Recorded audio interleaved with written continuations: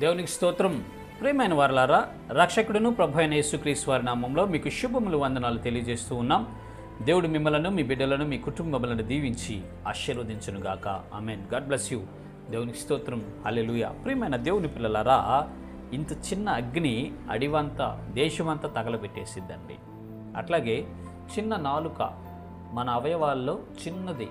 ఈ నాలుక ఎంత ఈ జీవన సంబంధమైన దానికి చిచ్చు పెట్టిద్దని, అనేక తగాదలకు, యుద్ధాలకు, రకరకాల సమస్యలకు కారణమవుతుందని మనం తెలుసుకోవచ్చు. అయితే మన మాటలు చాలా జాగ్రత్తగా ఉండాలి అని పరిశుద్ధ లేఖనాలు సెలవిస్తున్నాయి.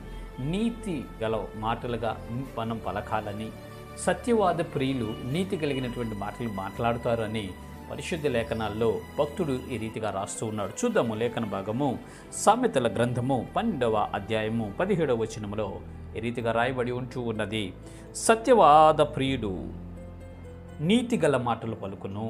దేవునికి స్తోత్రం. హల్లెలూయా. సత్యవాద ప్రియుడు నీతి కలిగినటువంటి మాటలు పలుకుతాడంటండి. ఇదివరకు మనము మోసపు మాటలు, అబద్ధపు మాటలు, అన్యాయపు మాటలు, దోచుకునే మాటలు, రకరకాల మాటలు మనం మాట్లాడి ఉన్నామండి. అయితే యేసు ప్రభువారిని మన సొంత రక్షకుడు అంగీకరించిన తర్వాత సత్యవాద ప్రియులుగా మనం మార్చబడ్డాం. సత్యమైన యేసు ప్రభువారిని మనం ధరించుకున్నాం కాబట్టి మనము ఇప్పుడు నీతి కలిగినటువంటి మాటలను పలకాలి. నీతి కలిగినటువంటి మాటలను పలకాలి. ఎందుకంటే మనము దేవుని బిడ్డలము, సత్యవాద సంబంధులము, సత్యాన్ని అనుసరించి నడుచుకునేటటువంటి వారిని కాబట్టి మన పెదవుల నుంచి నీతి కలిగినటువంటి మాటలనే పలకాలి. కానీ ఇతరులకి హాని చేసేటటువంటి మాటలు, ఇతరులని గాయపరిచేటటువంటి మాటలు, ఇతరులను మోసం చేసేటటువంటి మాటలు, ఇతరులని దోచుకునేటటువంటి మాటలు మనము మాట్లాడకూడదండి. ఒకవేళ మనం అలా మాట్లాడుతున్నామంటే సత్యవాద ప్రియులము కాకపోయిండొచ్చు. దయచేసి గమనించండి. మనం మాట్లాడే ప్రతి మాటను బట్టి విమర్శ దినమున ప్రభు వారికి లెక్క అప్పగించవలెను. నువ్వు ఎవరైనా కావచ్చు,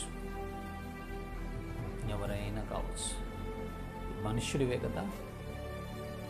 మనం మాట్లాడే ప్రతి వ్యర్థమైన మాటను గురించి విమర్శ దినమున ప్రభు వారికి లెక్క అప్పగించాలండి.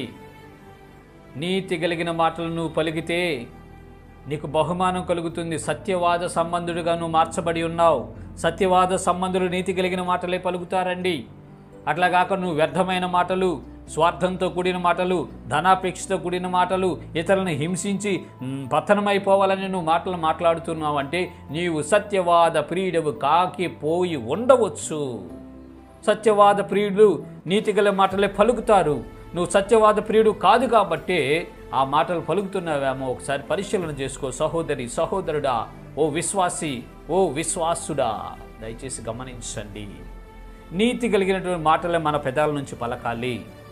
అంతేగాని వేరే దుర్భాష కానీ, బూతులు కానీ, సరసోక్తులు కానీ, దోచుకునే మాటలు కానీ, హాని చేసే మాటలు కానీ మనము మాట్లాడకూడదు. ప్రియమైనటువంటి ప్రజలారా, మనం లెక్క చెప్పాలండి. మునుపు మాట్లాడాం మనం ఇలాంటి మాటలన్నీ. అయితే యేసుప్రభువు తన ప్రేమ చేత, తన దయ కృప చేత మనల్ని రక్షించాడు. ఆయన మార్గంలో నిలబెట్టాడు. సత్య మార్గంలో మనం వెళ్తున్నాం కాబట్టి నీతి కలిగిన పలుకులే మనం పలకాలి.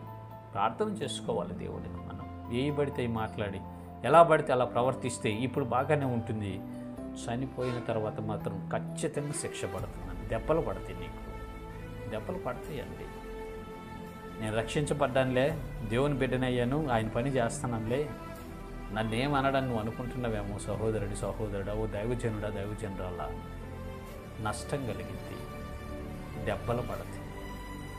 దేవుని చిత్తం ఏదో ఎరిగి అలాగూ నువ్వు చేయనటువంటి దాసునికి దెబ్బలు పడతాయి అని దేవుని వాక్యంలో ఉంది. దెబ్బలు పడితే జాగ్రత్త. నీ ఇష్టానుసారంగా బిహేవ్ చేసి అనేకులను నువ్వు గాయపరుస్తూ, హింసిస్తూ, వేధిస్తున్నావు, అదే నీ నెత్తి మీదకి వస్తుంది. జాగ్రత్త. దయచేసి గమనించండి. మనం ఏది విత్తుతామో ఆ పంట కోసుకుంటాం మనం.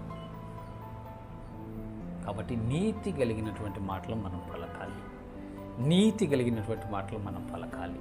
నీతి కలిగినటువంటి మాటలు మాట్లాడుతూ ప్రజలందరినీ బలపరుస్తూ, విశ్వాసంలో స్థిరపరుస్తూ నడిపించాలండి. ఓ సహోదరి, సహోదరుడా, ఇప్పటి వరకు నీవు నీతి కలిగిన మాటలు మాట్లాడకుండా నీ ఇష్టానుసారమైన మాటలు మాట్లాడి ప్రభువుకి దుఃఖాన్ని పుట్టిస్తున్నామేమో దయచేసి గమనించి పరిశీలన చేసుకో. నేను మనమందరము పరిశీలన చేసుకుందాం. నీతి కలిగినటువంటి మాటలు మాట్లాడుతూ దేవునికి ఇష్టకరంగా బ్రతుకుదాము. ఆయన మార్గంలో నడిచి ఆయన రాజ్యం చేరుకుందాం. ఇటు కృప దేవుడు మనందరికీ కలుగు చేయనుగాక. ఆమేన్. God bless you. దేవుని స్తోత్రం. హల్లెలూయా. Praise the lord.